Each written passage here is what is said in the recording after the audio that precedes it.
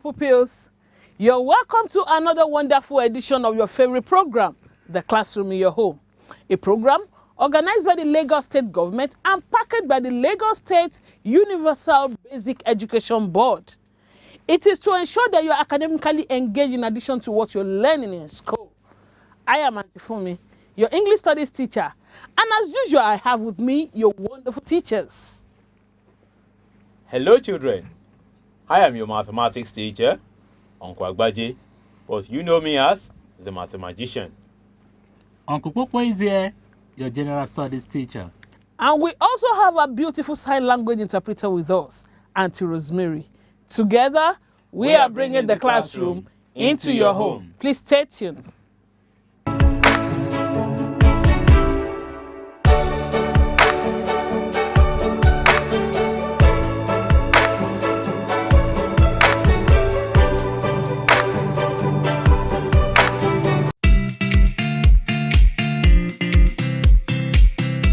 Hello pupils, you're welcome to Auntie Fumi's class.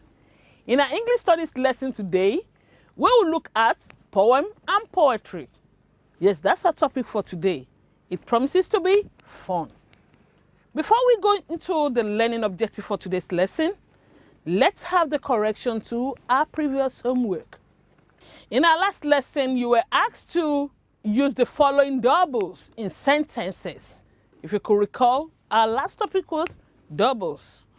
So you were asked to use all and sundry, tit for tat, hail and hearty, lock and key, hole and corner in sentences. And I received so many sentences from you, and I want to appreciate you for that. You are smart children. We cannot have the same set of sentences. We have different sentences. For me, what I have here are as follows. All and sundry. I made tea for all and sundry at the office. Tit for tat. He hit me, so I hit him back. It was tit for tat. Number 3, hail and hearty. I was glad to see her, hail and hearty. Number 4, lock and key. The criminals are on the lock and key. Number 5, hole and corner.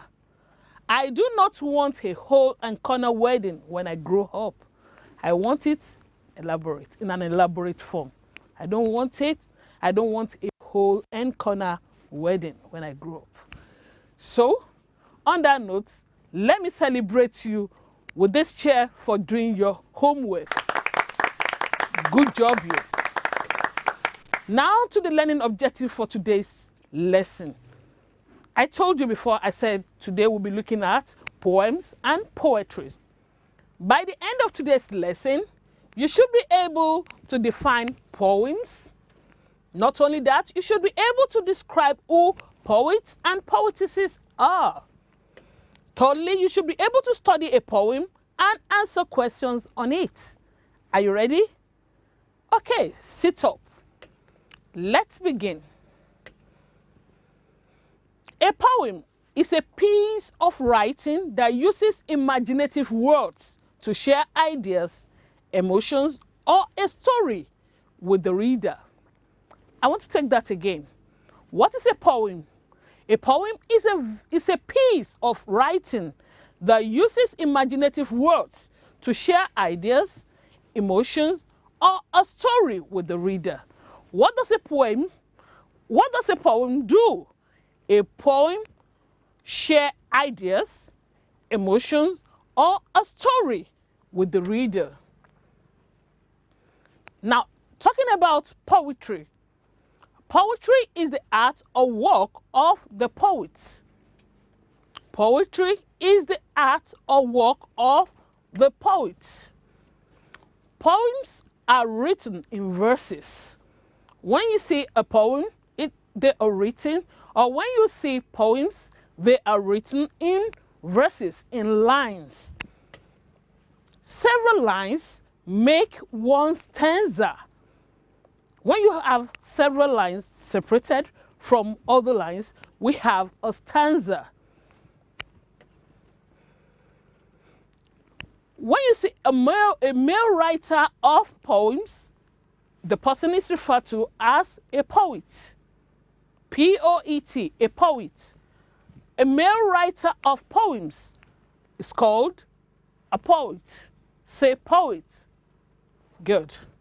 What about the female poet? It's referred to as a poetess. Poetess. P-O-E-T-E-S-S. A poetess. It's a female poet.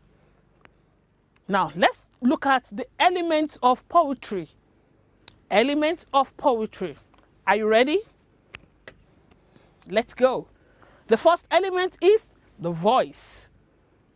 The voice. After that, we have the diction.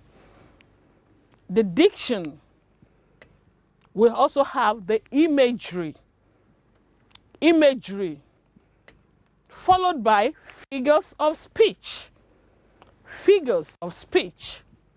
Another element is sound and rhythm. Sound and rhythm. And we have the structure. So let's take these elements again. Let's read them one after the other. Voice, diction, imagery, figures of speech, sound and rhythm, structure. These are the elements of poetry. These are the what? Elements of poetry. We have the voice, the diction, the imagery, the figures of speech, the sound and rhythm, and the structure. Poems have fine tunes. Poems have fine tunes and are often enjoyed as songs, and at times they are recited. We enjoy reading them for pleasures. Poems enrich the language and enable the readers to relax and think. Let's take that again. Poems have fine tunes and are often enjoyed as songs and at times as recitations. We enjoy reading them for pleasures. We enjoy reading poems for pleasure. Poems enrich the language and enable the readers to relax and think. Let us note that the first letter of each line of your poem should start with capital letter. When you're writing your poem, the first letter of each line should start with capital letters. This is a sample of a poem. I'm going to read it and I'm going to sing it so you relax. Let me first of all read the I already told you that poems are written in verses. So I'm going to read one after the other and I'm going to come back and we're going to sing stanza by stanza. Are we ready? Let's enjoy it. The title of the poem is My Mother. My mother, who sat and watched my infant head when sleeping on my cradle bed, and tears of sweet affection shed, my mother. If you could observe from the first stanza, where you observe that the last words of each of the lines have the rhythm, which we call an end rhyme. Head, bed, shed. So that's talking about one of the elements of poetry, which is sound and rhythm. We have all the lines starting with capital letters. I want to start again. I want to read it to you again. Who sat and watched my infant head when sleeping on my cradle bed, and tears of sweet affection shed, my mother. When pain and sickness made me cry, who gazed upon my heavy eye and wept for fear that I should die, my mother. Who taught my infant lips to pray and love God's holy book and day, and walk in wisdom's pleasant way, my mother. And can I ever cease to be affectionate and kind to thee, who was so very kind to me, my mother? No, the thought I cannot bear. And if God please my life to spare, I hope I shall reward thy care, my mother. Did you enjoy that? Did you enjoy that? Okay, so we're going back. I promise that we're going to sing it together, so we'll do that right now. Are you eager? Are you ready?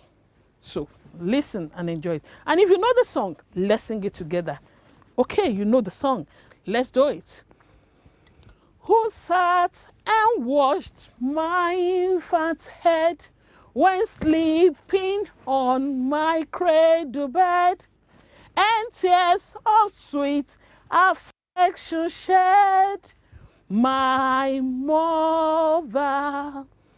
When pain and sickness made me cry, who gazed upon my heavy eye and wept for fear that I should die, my mother? Who taught my infant lips to pray and love God's holy book and day, and walk in wisdom's pleasant way, my mother? And can I ever cease to be affectionate and kind to thee, who was so very kind to me, my mother? I know the thoughts I cannot bear, and if God please my life to spare, I hope I shall reward thy care, my mother. Did you enjoy that poem? Are you sure? So emotional. Oh, that is the essence of poetry. That is the essence of what? Poems and poetries. Now, activity time.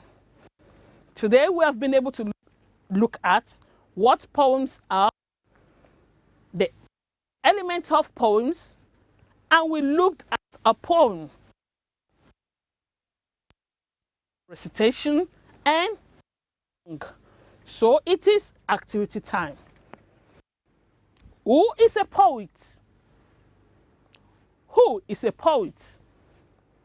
Number 2, list any 2 elements of poetry. List any 2 elements of.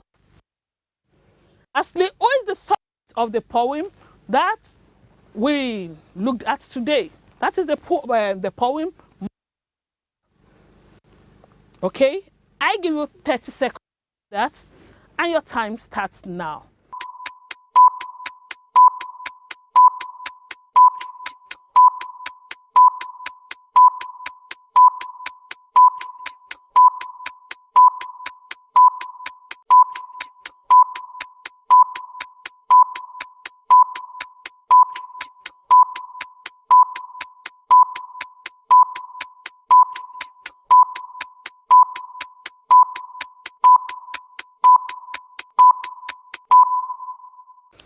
Eyes on me.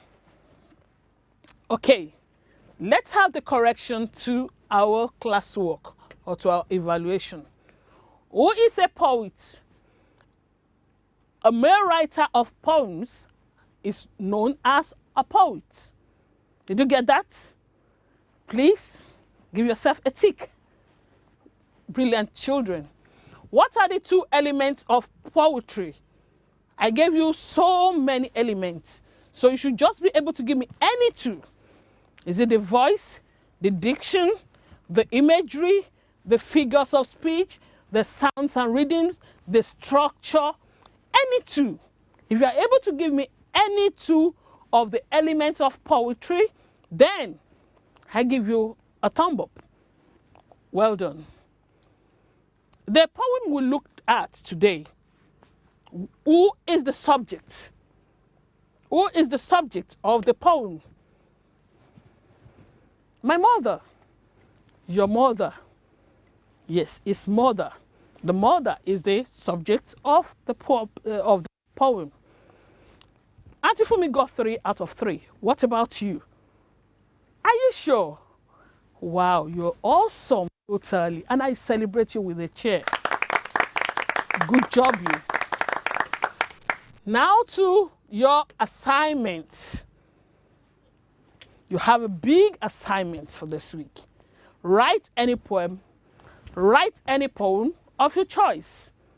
Write any poem of your choice. I will submit the way you've been submitting.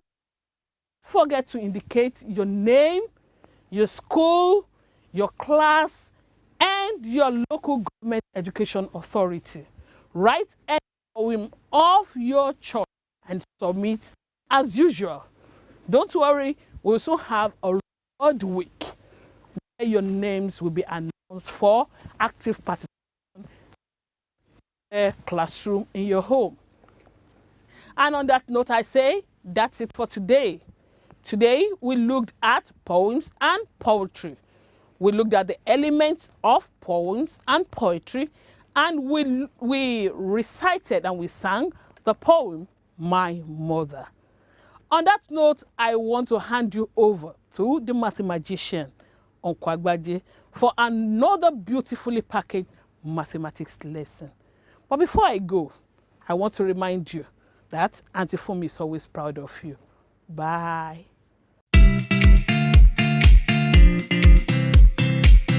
Hello, children. You're welcome to this segment of the program, The Classroom in Your Home. It is mathematics time, and that means it is time to have some fun. I am Onkwagbaje. Today in mathematics, we will continue working with mass. Remember that in the last lesson, we introduced the idea of mass as the amount of matter that is in an object, and the mass determines how heavy the object is. You did learn that the largest land animal, the African bush elephant, can weigh up to 6,000 kilograms, and of course that is 6 tons. You also learned that 1,000 kilograms is 1 ton, and 1,000 grams is 1 kilogram. Now today we'll just be doing general problem solving on the concept of mass, and you can see how well they relate to our immediate environment. Before we do that, correction to the previous homework. The mass of 1 liter of water is 1 kilogram. 1 liter we have been given to be 1 kilogram. Now we have a tank of water that can take 4,500 liters. And the tank itself weighs 112 kilograms. If the tank is filled to the brim, we are to express the mass of the tank of water in tons. Well, pretty complicated, but we can uncomplicate it. First, we know that 1 liter is 1 kilogram. 1 liter we have been given is 1 kilogram. So the water fills the tank, and the amount of water the tank can hold is 4,500 liters. So 4,500 liters will be 4,500 kilograms, because 1 liter is 1 kilogram. 4,500 liters, that is 4,500 kilograms. What else do we know? We know that the tank itself has a mass of 112 kilograms. So water fills the tank, that's 4,500 kilograms. The tank itself, 112 kilograms. Now if I put the water in the tank, I combine the weight of the water and the tank. Then we need to find the weight of the tank of water. The mass of the water plus the tank is adding the mass of the water to the mass of the tank. Because obviously if we have to weigh the tank of water, the weight, the mass will read the mass of the tank and the mass of water together. That is 4,500 plus 112. And that should give us 4,612 kilograms.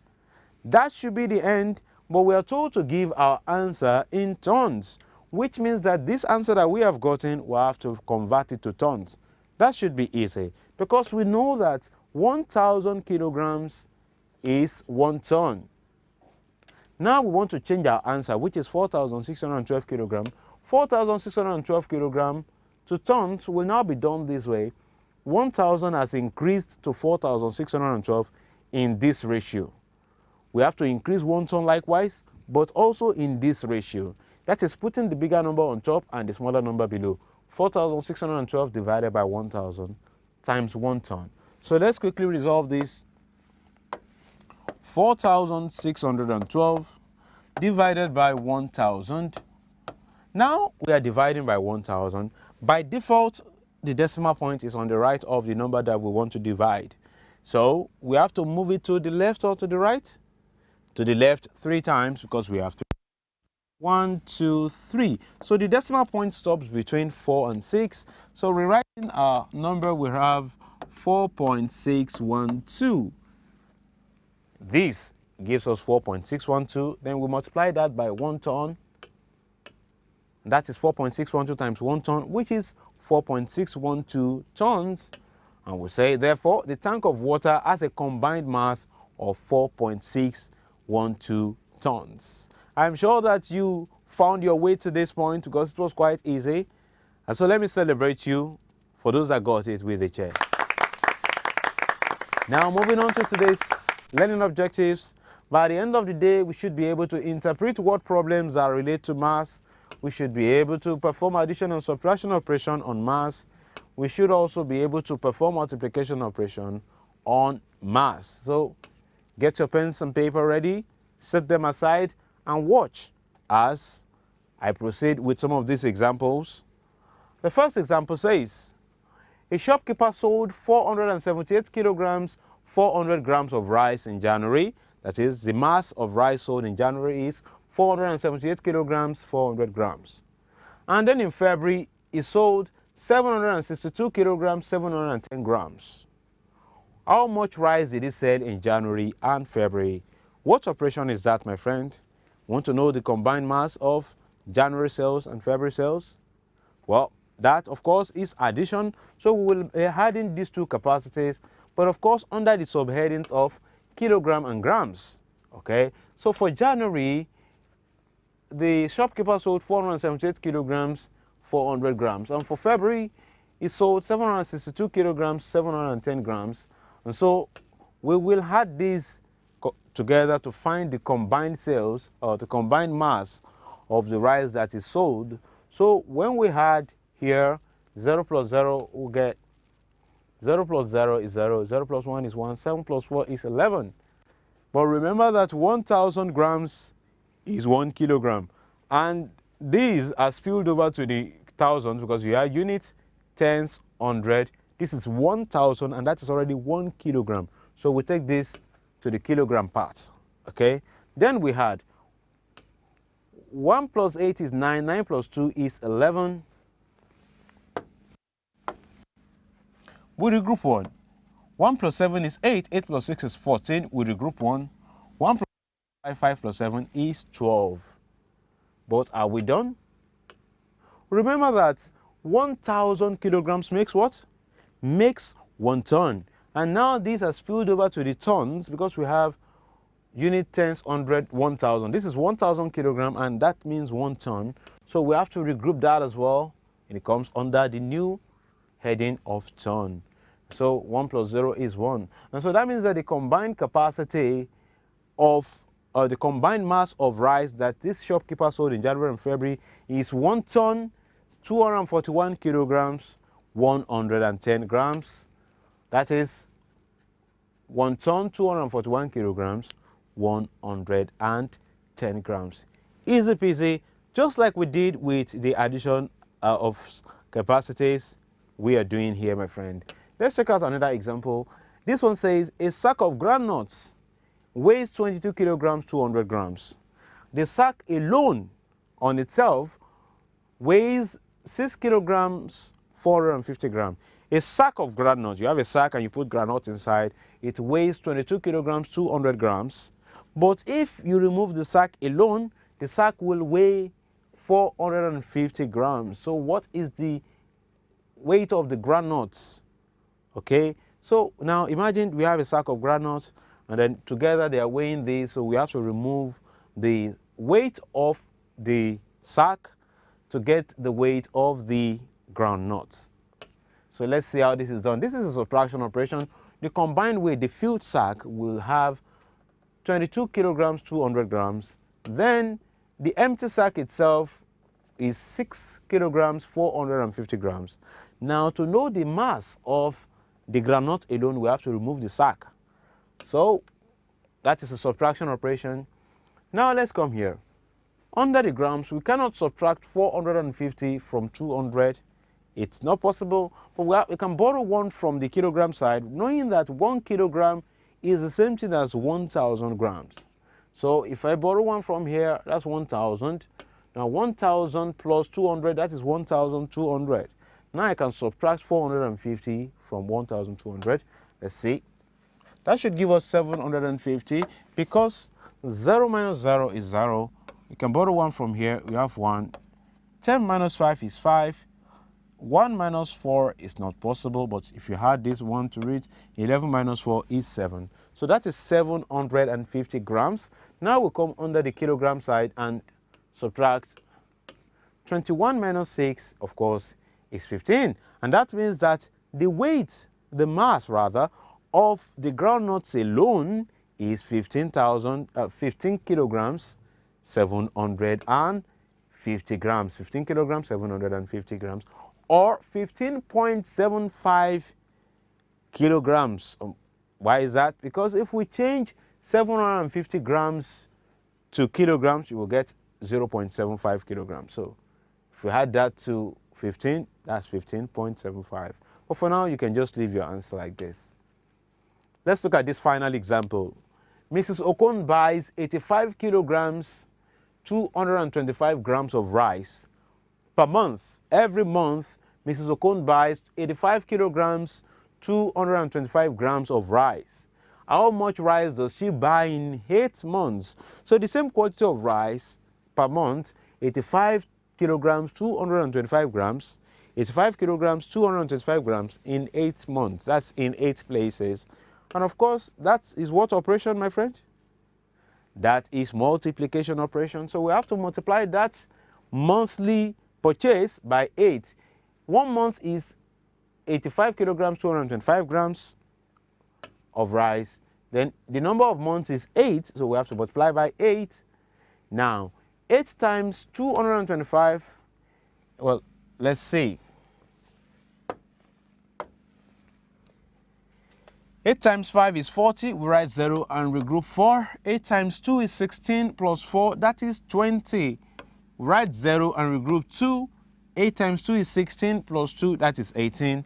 And that is how we come about 1,800 under the grams. But of course, that has spilled over to the kilogram, but we'll come back to it.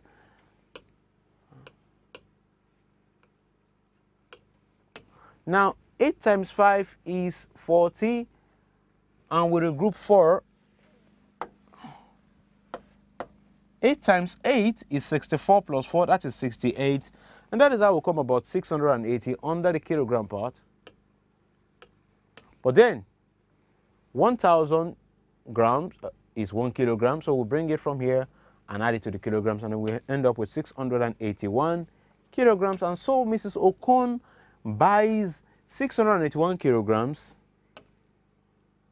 800 grams of rice in 8 months. We have done an example on addition, subtraction, and multiplication.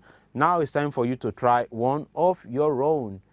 A book has a mass of 795 grams. You have to find in grams and kilograms, you have to find the mass of 9 such books. You have 1 minute for this exercise. Begin.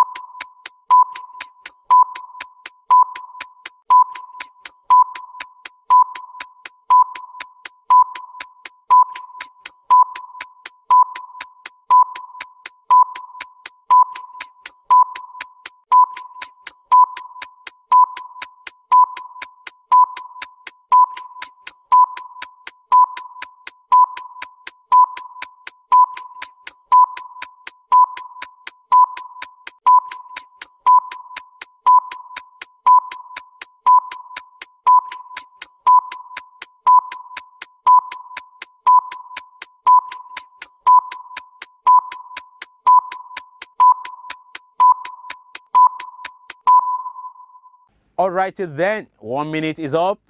I believe you were able to make some progress. Now let's do it together, and perhaps you'll say if there's anything wrong with what you've done, but I'm sure that you did all correctly. So let's see. This is a multiplication of operation, as you must have discovered.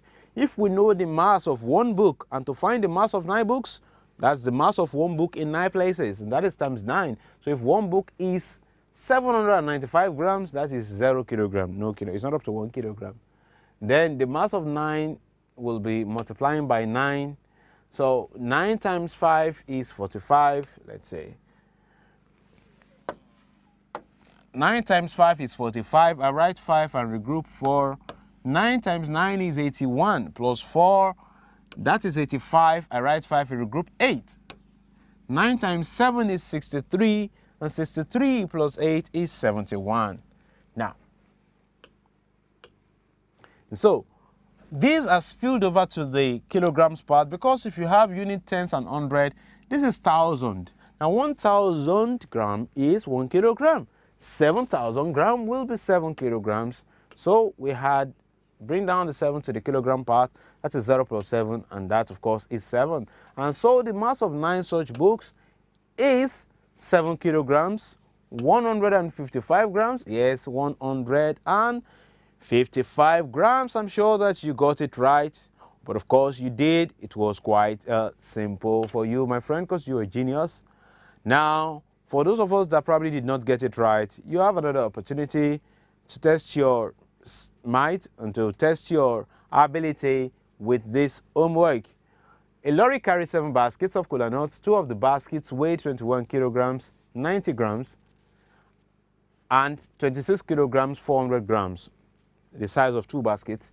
Each of the other 5 baskets weighed 20 kilograms, 350 grams. Find the total weight of all the baskets of kola nuts. You have 30 seconds to capture this, but do not go away, because today is Thursday, and you know we have Thursday teasers.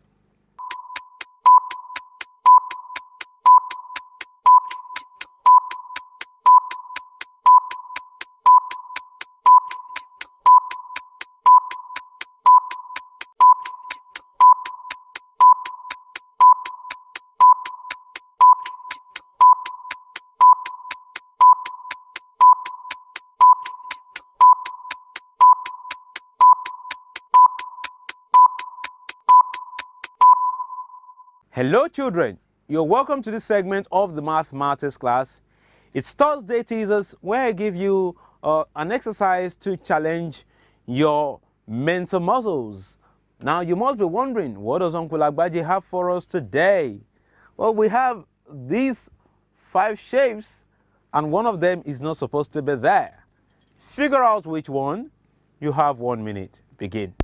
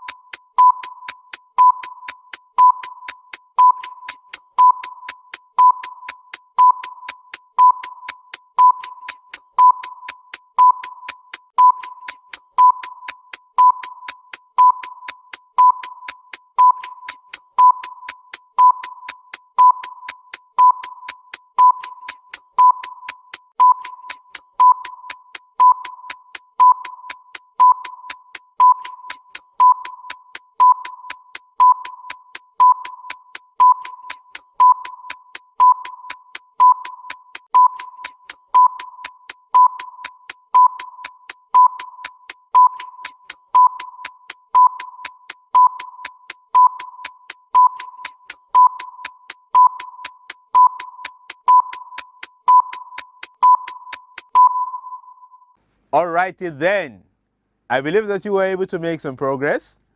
Have you selected one? Well, I'm sure that you must have figured out that this has a lot to do with our work on volumes. Okay, so let's see, what are the volumes of these shapes? This has 1, 2, 3, 4, 5. That is 5 unit cubes. 1, 2, 3, 4, 5. 1, 2, 3, 4, 5. That's 5 unit cubes. 1, 2, 3, 4, 5. That's 5 unit cubes. 1, 2, 3, 4, 5. That's 5 unit cubes. 1, 2, 3, 4, 5, 6. That one is 6 unit cubes. And so that means this one is different. The rest have 5 unit cubes. This one is 6 unit cubes. So the odd image out, my friend, is this one. Somebody saying, yay. Yeah, I'm sure you figured that out because you're very smart.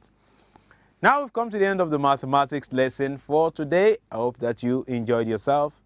It's time for me to hand you over to Uncle Popo for the general studies lesson. Till I come your way in the next class, remain wonderful mathematicians. Bye-bye now.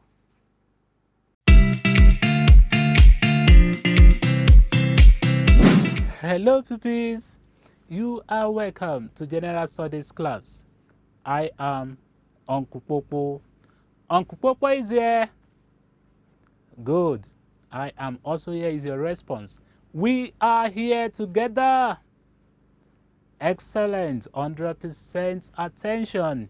100% attention is what I demand from you in today's lesson. Our subject for today is physical and health education.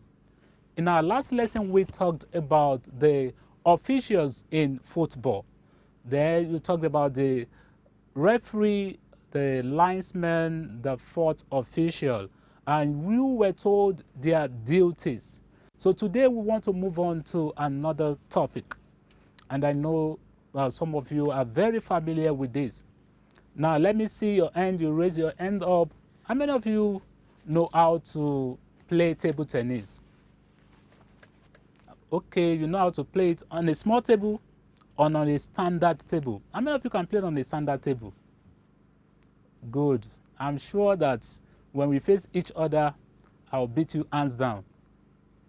Wow, some are even saying no. That shows you know how to play the game very well. So that's the topic for today, table tennis. And what are the learning objectives?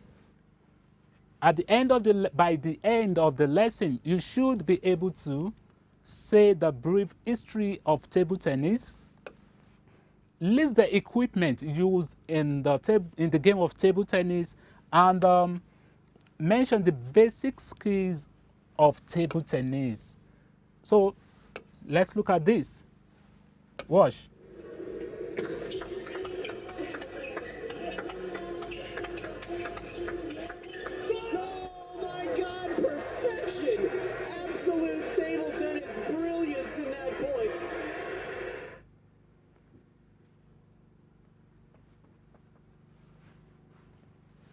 Spectacular. I think you can see how the game has been played. I know some of you cannot play like that. Okay. So now let's look at the history of table tennis. I so much love table tennis. The game was invented in England. In which country? England. Although some of you might think maybe it was invented in China or Korea, because of those people are well known in that game today. But the game was invented in England in the early days of the 20th century and was originally called ping pong. It was originally called what? So they asked you what's another name for table tennis is ping pong. So that's a trade name. So it was invented in England. It was named ping pong. And let's look at this picture again. You can see how when they started it, this is how the table they were using then and the kind of table tennis bats they were using. You can see now everything has been modernized in a very modern way. See, this is how it was before. Now let's look at this. The first World Championships were held in London in 1926. The first World Championships were held in London in what year?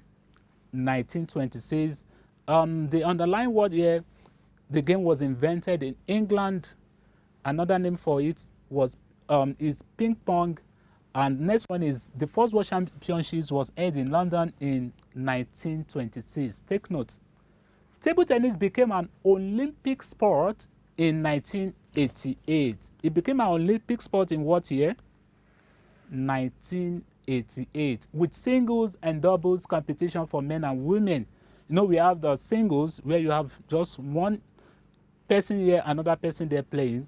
And at times we have doubles where you have the two here and the two at the other end facing each other. That's what we mean by doubles competition. It's being played by men and women. So let me even show you the doubles that I'm talking about. You can see here we have two, we have the other two. So we also have that category in table tennis. Still on the history of table tennis, it was believed that table tennis came into existence in Nigeria in the early 1930s by some British seamen who chartered their ships in the Lagos Lagoon, which is the southwest of Nigeria, and was later affiliated to the International Table Tennis Federation, which was established in the year 1926. What we are saying here is that the British seamen who chartered their ships in Lagos Lagoon brought this table tennis because when they came in 1930, they tried to play table tennis, and later it was affiliated to the International Table Tennis Federation. And when we say International Table Tennis Federation, that is just the body that is controlling or governing table tennis, just like we have FIFA, the FIFA controlling or governing football affairs. So we have ITTF, that's International Table Tennis Federation, governing or controlling table tennis affairs in the world, and it was established in the year 1926. You can have to question in this way that what is the full meaning of ITTF? So it is International Table Tennis Federation, and it was established in the year 1926. This is just a picture of people playing table tennis. I think I still remember of one Nigerian that is really making us proud across the globe.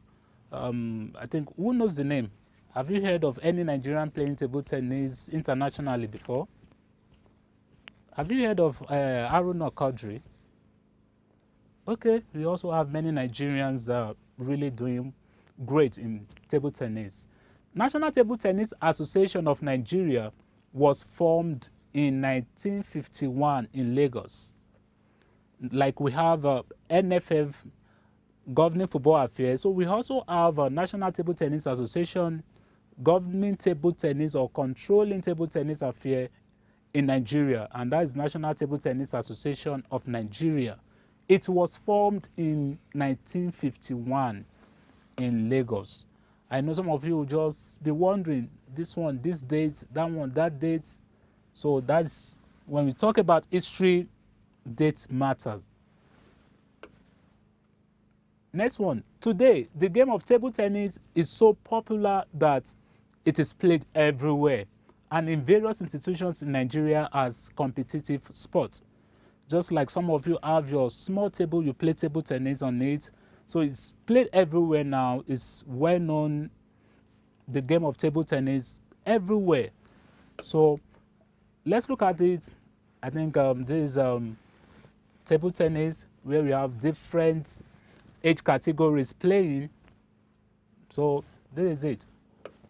I feel like playing as I'm saying them. What are the equipment used in the game of table tennis? Equipment used in the game of table tennis, what are they? You have the table, the standard table like this. What else? You have the ball. I think most times we say egg. So that is it. Next, we have the bat. So all these, we have the net assembly. This is the net. You must have net that divides the table into two equal halves. So all these are the equipment. We also have the players' kit, what are the t-shirts and the shorts, boots, or the players' kit. So that's another. What are the basic skills of table tennis? Just like in football. In table tennis too, we have some basic skills. The grip. When we talk about the grip, that is talking about how you hold your bat. We have different ways of holding the bat. When some like holding the bat this way, you have your two fingers at the back of the bat. Some in this format where they hold it like this. Some are also like this. I know some of you have been choosing, this is the way I'm holding bats, this is the way I do hold bats. So we have different grips. The grip is the basic skill. It's one of the basic skills. The service, how you serve your ball is one of it. I know some of you are used to all this, maybe for the learners that you use your egg and do like this. But internationally, we have different way of serving. You have to show your ball, then you serve. That's the service. At times they will say, show your ball. You have to show it, then you serve. Next one is the strokes.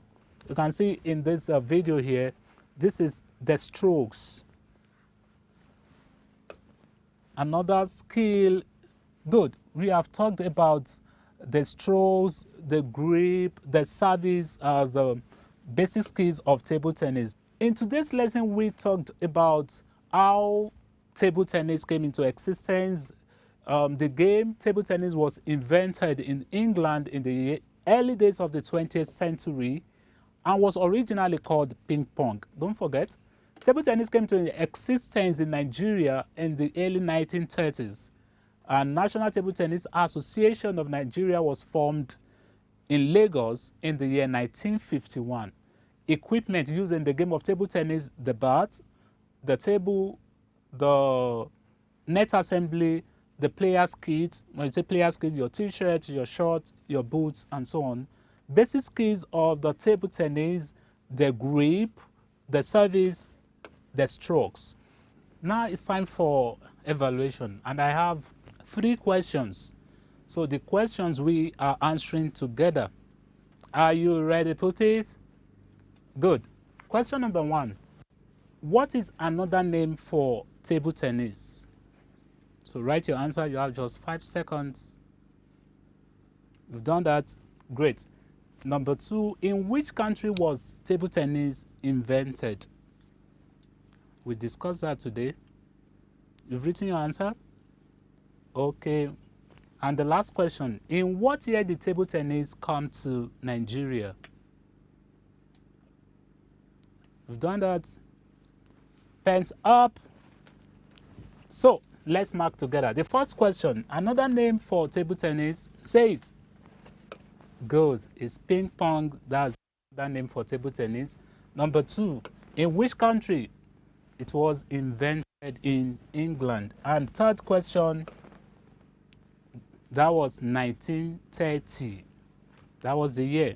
So 3 out of 3, let me see your hand. Great, you deserve a chair. So we have come to the end of today's lesson. But before we go, our segment, In My Planet. When I say in my planet, you say great things are happening. When I say great things are happening, then you say in my own planet. In my planet, great things are happening. Great things are happening in my own planet. Let's see.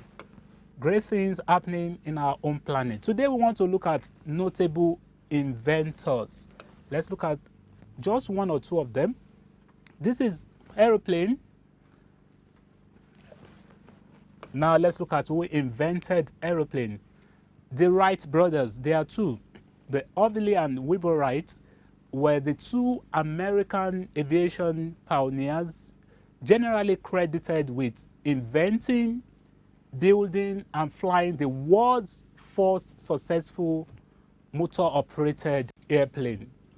They made the first controlled, sustained flight of a powered aircraft with the Wright Flyer on December 17, 1903.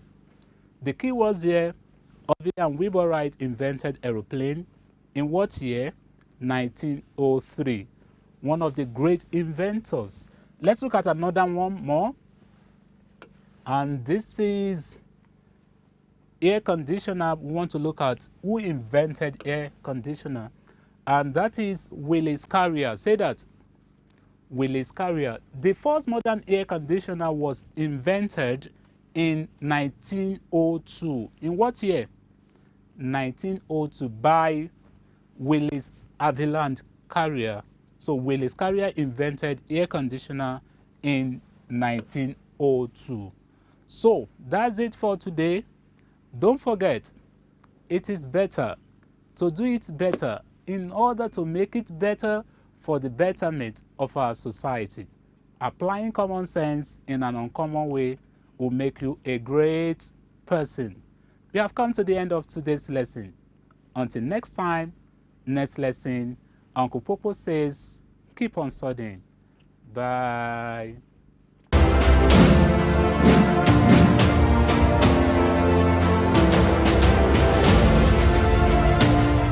My wonderful pupils, we have come to the end of another exciting episode on the classroom in your home.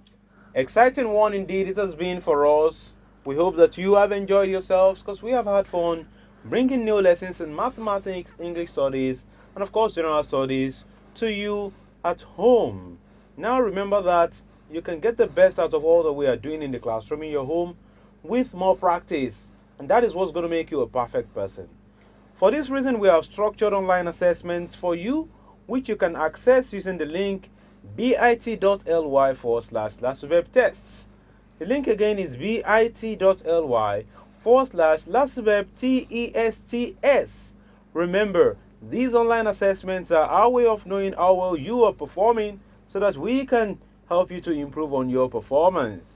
Taking the online test is based on if you have access to either your daddy's, your mommy's, your uncle's, or your auntie's Android or smartphones. If not, there's no problem. Just send your comments, your questions, and your homework to 081-5086-5663. Please do not call that line. SMS and WhatsApp messages only. And when you are submitting your assignment, make sure you indicate your name, Your school, Your class, and your local government education authority. That is the only way through which you can be identified and appraised accordingly. did you miss some of the lessons in classroom in your home or any of the lessons today?